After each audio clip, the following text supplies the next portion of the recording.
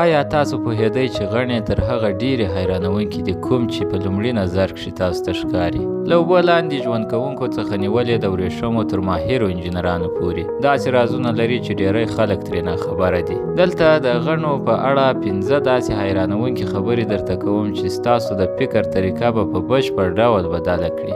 غڼې یوازې یو ډول ورېښم نه جوړوي. ځینې ډولونه یې تر 7 بېلابېل ډولونو پورې ورېښم تولیدولی شي او هر یو یې ځانګړې دنده لري. ځینې تارونه د جال د اصلي جوړښت لپاره ډېر کلک وي، ځینې بیا ډېر سریښناک وي او ځینې ځانګړي تارونه د ښکار د تاوولو لپاره کاریږي. دا ماهران ښکاریان د خپلو تارونو د دوهم ځل ډېر ښه کاروونکي هم دي. ډېری غڼې د ورځې په پای کښې خپل جال خوري څو ارزښتناکه پروټینونه بیرته ترلاسه کړي او په سبا سهار یو نوی او بشپړ جال جوړ کړي.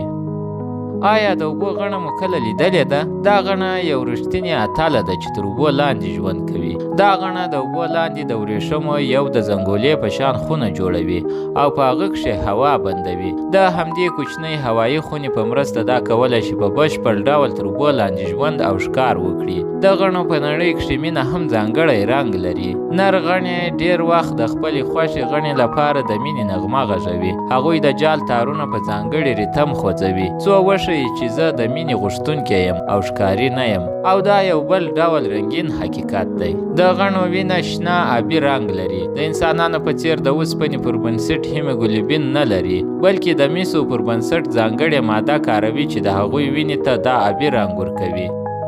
نو بل ځل چې یوه غڼه وینئ، دا حیرانوونکي رازونه په یاد ولرئ. دوی یوازې ویرونکي موجودات نه دي، بلکې ډېر پیچلي، هوښیار او په رښتیا هم زړه راښکونکي مخلوقات دي.